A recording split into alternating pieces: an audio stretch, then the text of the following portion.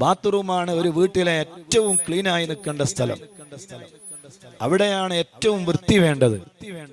ഖബറിൽ ആദ്യമായി ചോദിക്കുന്ന ചോദ്യം നീ നിസ്കരിച്ചോ എന്നല്ല.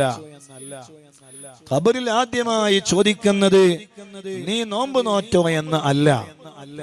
മഹ്ശറ വൻസബയിൽ ആദ്യമായി ചോദിക്കുന്ന ചോദ്യം നീ നിസ്കരിച്ചോ എന്നാണ്. എന്നാൽ ഖബറിൽ ആദ്യമായി ചോദിക്കുന്ന ചോദ്യം നീ നോമ്പ് നോറ്റോ, സക്കാത്ത് കൊടുത്തോ, നിസ്കരിച്ചോ എന്നല്ല. മുഅ്മിനീങ്ങളെ, ഹബീബായ മുത്തുനബി സ്വല്ലല്ലാഹു അലൈഹി വസല്ലം തങ്ങൾ അതാ പരിശുദ്ധമായ ഖബറുകളുടെ സമീപത്ത് കൂടെ നടന്നു പോകുമ്പോ ഒരു ഖബറിൽ നിന്ന് വല്ലാതെ വേദനകൾ കേൾക്കുകയാണ്. വേറൊരു ഖബറിൽ നിന്നും വേദന കേൾക്കുകയാണ്. അല്ലാഹുവിന്റെ റസൂല് പെട്ടെന്ന് നിന്നോ. എന്നിട്ട് പച്ച ഈത്തപ്പന തണ്ടെടുത്തിട്ട് രണ്ട് ഖബറിന്റെയും അപ്പുറത്തും ഇപ്പുറത്തും നാട്ടിവെക്കുകയാണ്, കുത്തിവെക്കുകയാണ്. മഹാനായ ഇബ്നു അബ്ബാസ് റളിയല്ലാഹു അൻഹു അല്ലാഹുവിന്റെ റസൂലിനോട് ചോദിക്കുകയാണ്, യാ റസൂലല്ലാഹ്,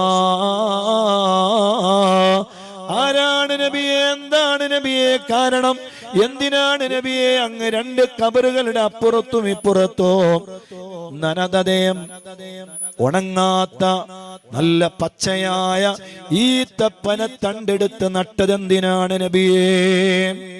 അല്ലാഹുവിന്റെ റസൂല് പറഞ്ഞു, ലയുഅദ്ദിബാനി, രണ്ടുപേരും ഖബറിൽ ശിക്ഷകൾ അനുഭവിക്കുകയാണ്. ഭയാനകമായ ശിക്ഷ രണ്ടുപേരും ഖബറിൽ അനുഭവിക്കുകയാണ്. ആ ശിക്ഷ ലഘൂകരിക്കുന്നതിന് വേണ്ടിയാണ് ആ രണ്ട് ഖബറിന്റെ അപ്പുറത്തും ഇപ്പുറത്തും നമ്മൾ പച്ചത്തണ്ടുകൾ നാട്ടിപ്പിടിപ്പിച്ചത് എന്ന് സയ്യിദുനാ റസൂലുള്ളാഹി സ്വല്ലല്ലാഹു അലൈഹി വസല്ലം. മാഷാ അല്ലാഹ്, ഒരു സുന്നിയായ ഒരു വിശ്വാസിയെ സംബന്ധിച്ചിടത്തോളം നമുക്കുള്ളൊരു വലിയ തെളിവ് കൂടിയാണത്. കാരണം ഒരു പച്ച ഈത്തപ്പന തണ്ട്, ആ തണ്ട് എന്തിനാണ് ഖബറിന്റെ അപ്പുറത്തും ഇപ്പുറത്തും നാട്ടേണ്ട ആവശ്യം എന്താ? മുഅ്മിനായ മനുഷ്യൻ ചിന്തിക്കണ്ടേ?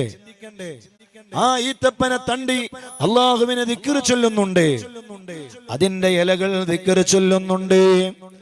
ആ ദിക്റുകൾ ചൊല്ലുമ്പോ അതിന്റെ ഗുണം ഖബറിന്റെ അകത്ത് കിടക്കുന്നയാൾക്ക് ലഭിക്കുകയാണ്.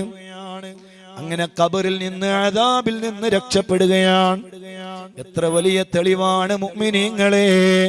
വിശ്വാസിയായ ഒരു മുഅ്മിനായ മനുഷ്യന് വിശുദ്ധമായ ഖുർആൻ ഓതി, ദിക്ർ ചൊല്ലി, സ്വലാത്ത് ചൊല്ലി ഖബറിലേക്ക് ഹദിയ ചെയ്യൽ, അല്ലാ എത്ര വലിയ പുണ്യമുള്ള കാര്യമാണ് അത്! ഖബറിൽ എത്തൂലേ? അതിന്റെ കാരണമായി ഖബറിലെ ശിക്ഷ ലഘൂകരിക്കപ്പെടൂലേ? നമുക്കുള്ള വലിയ തെളിവാണത്.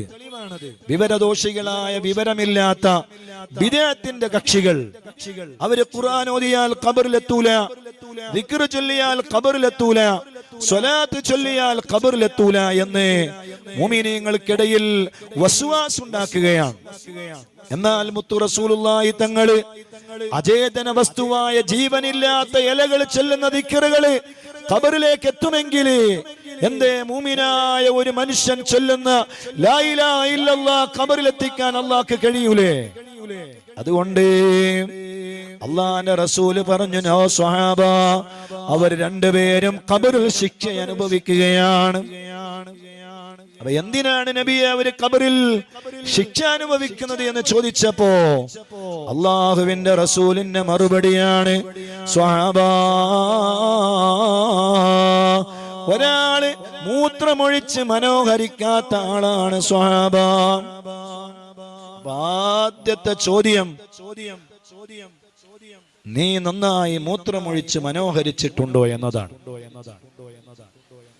രണ്ടാമതായി മറ്റൊരു ഖബറിൽ അയാള് നമീമത്ത് പറയുന്ന ആളാണ്, ഏഷണി പറയുന്ന ആളാണ്, പരദൂഷണം പറയുന്ന ആളാണ്. അല്ലാഹു നമ്മളെ കാത്തുരക്ഷിക്കട്ടെ. അല്ലാഹു നമ്മളെ നല്ലത് പറയാൻ അല്ലാഹു നമുക്ക് തൗഫീഖ് നൽകട്ടെ.